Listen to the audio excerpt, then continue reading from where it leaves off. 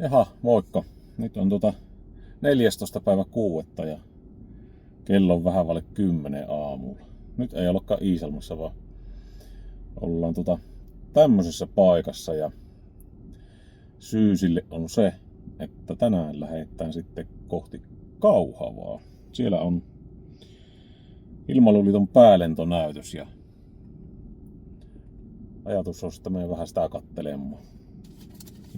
Tuossa ehtii jo käydä Lidlissä vähän aamupala haussa ja tässäpä on siis aamupala. Kyyti poikkaa tästä. Tuossa Apsilla peukkuhuoltamolla kävi miehen tyhjentämässä ja kohta vielä täytetään auto ja lähdetään sitten ajelemaan Kauhavaa kohti. Eipä muuta kuin tervetuloa mukaan. Tämä CT7-tie on aika hyvää kuntoa, että tää on ihan siinä mielessä kyllä mukava ajella ja suora tiehän sinne on, että jossain vaiheessa toki muuttuu sitten 16 numerolle ja on vähän isompi siinä, mutta niin kuin mukavien yhteyksin päässä se tuo Kauhava pitäisi olla. En ole siellä tietääkseni koskaan käynyt, että nyt on ihan ekaa kerta ja Pohjanmaalle on aina mukava mennä tuonne Etelä-Pohjanmaalle. Meillä on suvun juuria jonkun verran siellä. Tosin on kaukaisia juuria, mutta kuitenkin on puukkojunkkareiden luvatussa maassa. Ja mietin tuossa vielä, että käydäänkö sitten. No, katsotaan vähän aikataulua, että miten menee. Että saatan pistäytyä sitten tuossa yhdessä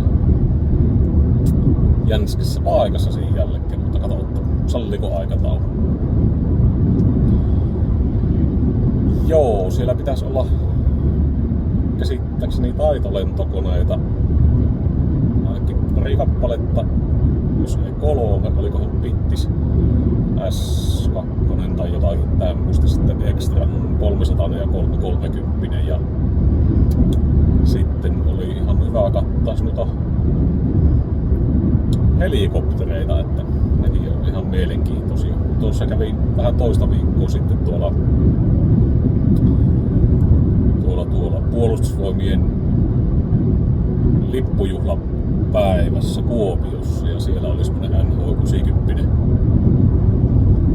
kopteri siinä sataman päällä lenteli ja näytti sitten sitä liikehdintäkyvykkyyttä, niin kyllähän se vaan niinku maalikolle vaikuttaa, että ihan niinku hämmentävissä asennossahan se pystyy helikopterikin lentämään ja ohjaajat tietysti on sitten taitavia kyllä, että aina mukava katsoa tuosta ammattilaisten työskentelyä. Hornettihan siellä oli myös sitten niin kiinteäsiipisten puolelta ja muun muassa niitä soihtuja sitten siinä käytti, että onhan se vaikuttava näkyy kyllä semmonenkin. Tämmönenhän pitäisi olla myös tänään sitten paikan päällä. Se valikoima muutenkin on aika hyvä tuolla näytöksessä, että siellä pitäisi kai olla nyt se sitten tuo JAS 39 Gripeni. Sitä en tiedä, onko se E-malli vai joku muu, mutta ruottalainen kuitenkin.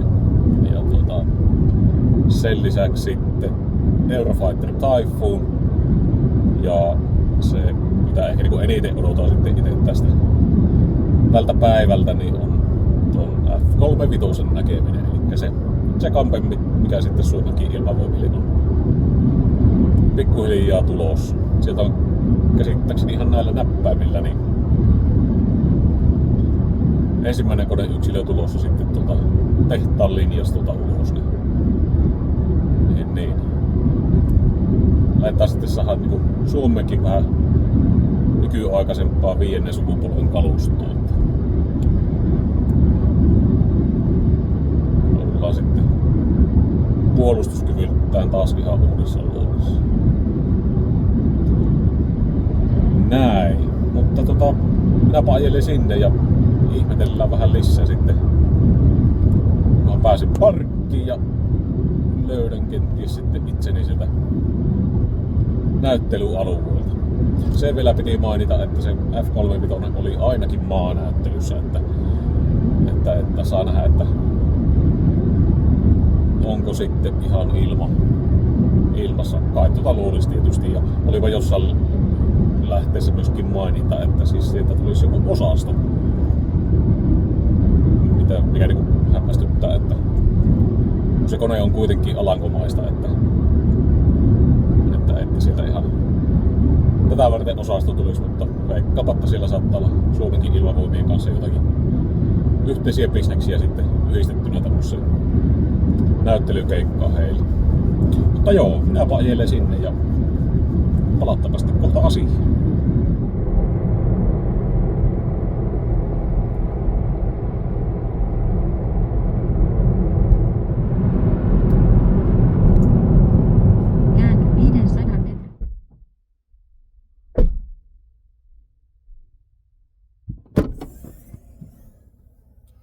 Jaha, täällähän sitä ollaan. Lähdetäänpä näyttelyä katselemaan.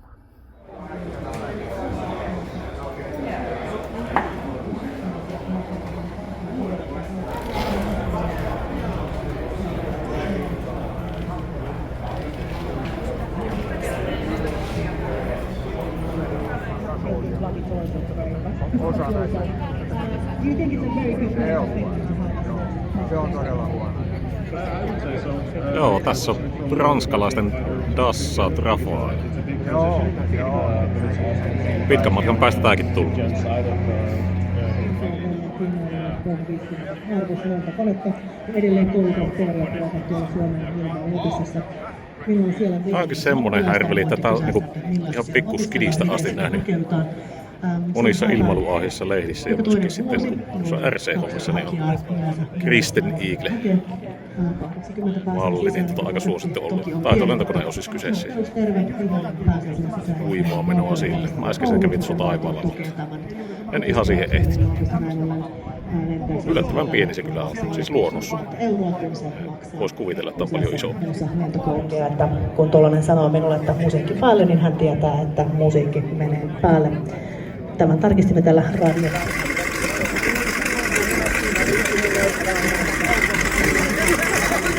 Sitten nimipaperin laittaa tulos näkyy tässä. Terveisiä hänen pojallensa Kaarille kannattaa mennä Viiskan jalanjäljissä, sillä onhan tuo kyllä sellaista pienempää elämä menee, kun täällä Kimmo Hantula tulee uudelleen lentämään. Ari Tolonen rullaa tuolla oma Extra 300 OH-sijoittaa. Lento. Toi Ilmailuliiton teltta on ihan hyvä aloituspaikka ja tietenkin sitten sotilasilmailun puolelta toi Ilmavoimien teltta. Juuri näin. Kiitoksia Kimmo Hantula ja huomenna sitten uudelleen lentämään ohilenton 3 koneella.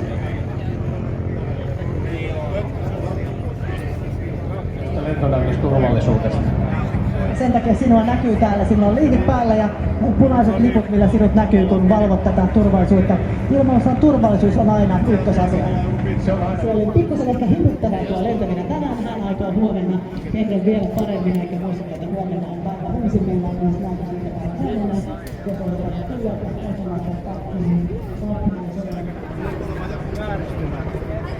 Se ei pidä paikkaansa.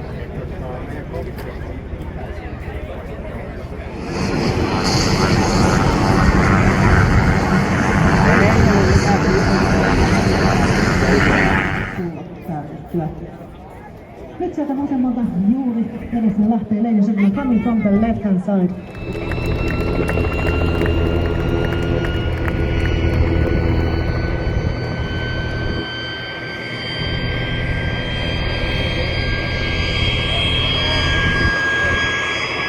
Tämä päivänä kuulemma päivän, koska ihan maassa voidaan uudistaa mukavasti ja sille kun tulee nestettä, niin Suomella kouluttaa. Se kestää plus-miinus 10 G:tä, mitä G-voimaa. 1 G-voima on kuinka paljon? Joo, ihmisiä on kyllä ihan törkeänä täällä, että jännä nähdä, että miten täältä selviää sitten pois. Sen aika ei ole vielä. Niin paljon. Tämä on heidän tehtävänsä, kun tulee metsäpaloja alueita, minne ei heavy-autolla pääse, niin Rajavartiolaitos tulee paikan päälle ja sammuttaa ne kantamallaan vedellä.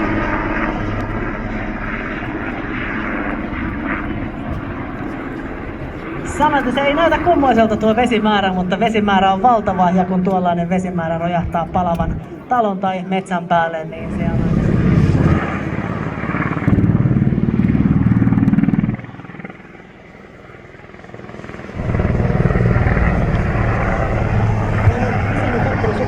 aikanaan Rajavartiolaitoksen NKR-mies Joonatan ei epäröi hypätä aaltoihin, myrskyihin tai leikkipuistoihin riippuen siitä, missä häntä juuri sillä hetkellä tarvitaan. Tällä hetkellä Joonatan hyppää tuonne avolavan katolle pinta pelastamaan ja vinssaamaan sinne merihätään joutunutta ylös. Heidän paikalle myös Sami Ollila ensihoitaja, miehistön vanhin, eli kauniisti sanottuna kokeneen espoolainen meänkieltä puhuva konkari pitää tällä hetkellä etävastaanottoa Helsinki-Vantaan tukikohdassa. Ehtinyt pelastaa ihmisiä urallaan myös Karibialla.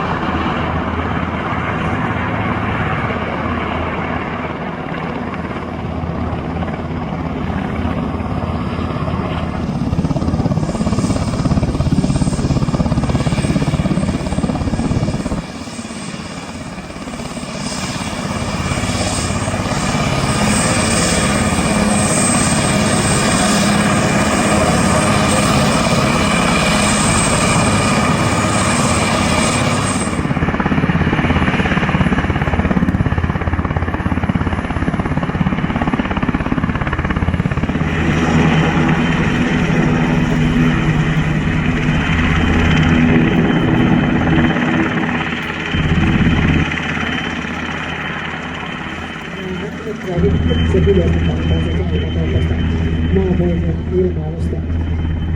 Nyt on uudet Suomen puolustusvoimien kalustoa 60-luvulta lähtien ja vuonna 1997 hävisi Eikatin lentoa sitten ilmoilla maavoimien alan suuntaan ja liikutaan tätä kesken työkalujen yhteiseurooppalainen MA-90 puolustushelikopteri, joka voidaan kovempaa ääntä tuossa jo pitikin ja lähtee juuri luollainen nämä lentoon mahtuvuoroon varten.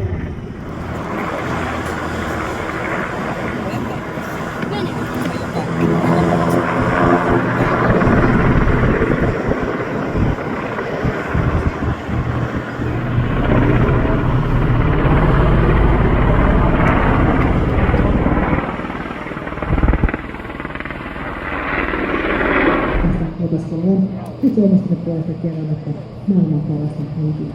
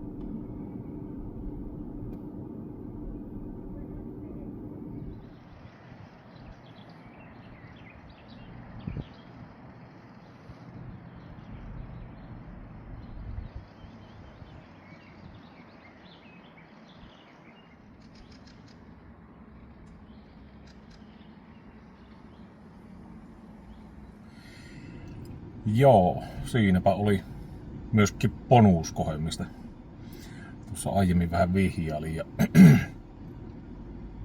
nyt alkaa olla sen verran jo mehut vähissä, että aion tehdä sillä tavalla, että lähden suuntaamaan tästä kotia kohti. Maanäyttelyt oli ehkä se mielenkiintoisin homma.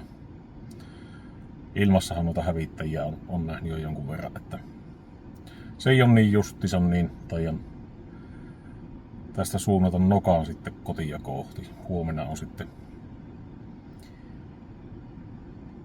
yksi homma, mihin tarvitsee sitten osallistua, niin senkin takia sitten tai säästellä vähän paukkuja ja lähteä ajelemaan nyt koitti.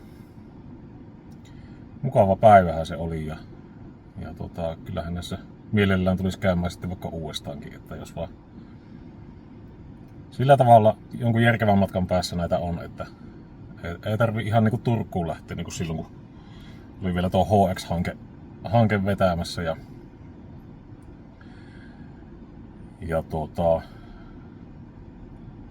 uuden hävittäjä valintakilpailu kovimmillaan. Silloin olisi tietysti ollut muistaakseni kaikki tarjokkaat siellä näytillä ja markkinointimateriaalia siellä on jaettu sitten ihan hyvästi. Että muistan, että silloinen työkaverikin toi sieltä jotakin F35-matskua, kun tiesi, että siitä koneesta tykkää. Mutta älyttömän hieno konehan se on, ei siinä mitään. Että kyllä se jos niinku rinnakkain laitetaan noita, mitä tuollakin oli, että Rafalea ja Eurofighteria ja Hornettia ja no siinäpä ne oli mitä maassa näkyy, että ilmeisesti nyt sitten nämä Gripenit ja muut niin käy sitten tuossa vaan näyttäytymässä ilmassa, niin kyllähän sen huomaa, että se on niin kuin oikeasti 5. sukupolven kone, että se on, no vaikea se on sanoa. Ehkä se on niin se häivehomma se, joka tekee sen sitten 5. sukupolven siihen ja on sitten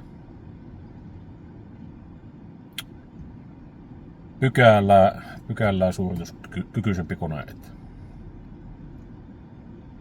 Voisi sanoa, että kone on todella kaunis. Mutta niin se on kyllä Hornettikin. Joo, mutta eipä mitään. Minä lähden tästä ajelemaan kotia kohti ja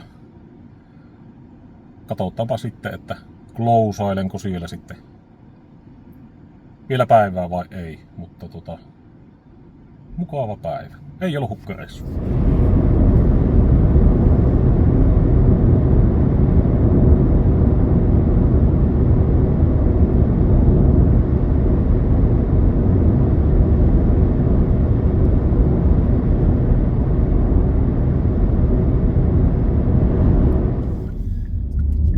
Joo, vielä piti ottaa yksi. 4,8 kilometriä. No pysyt. Niin vielä piti ottaa yksi pysähdys tuossa, että tuttuun tyyliin Viitasaarella. Sen verran pitkä tuo päivä kuitenkin on. Että hyvä ottaa paussia ja jaksaa kotiin asti sitten. Pääsee todennäköisemmin ainakin ehjänä perille. Kahvi on noin viittinyt jäädä, siinä oli joku verran sakkia, että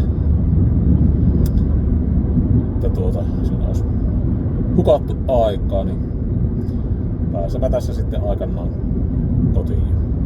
Joskin voi olla, että joudun kyllä käymään vielä kaupan puolella tuolla Iisalmessa, mutta katsotaan jaksako. Keikka alkaisi olla heitetty ja matka oli pitkä, mutta se meni kyllä ihan mukavasti, että oli matkatoverina tuossa Pekka-toveri. Eli hänen uutta äänikirjaa on kuunneltu tämä, mitäs tässä on mennyt? 8 tuntia näyttäisi tuo auton mittari. Niin. On mennyt kuitenkin ihan mukavasti. Matkalla poikkesin vielä tuossa Sittarilla iltapalan haussa ja eiköhän sitä sen jälkeen sitten silmälle joo ja sitä rattaa, mutta eipä muuta kuin kiitoksia vaan paljon, että kattelit videon ja nähdäänpä sitten seuraavassa videossa. Moi!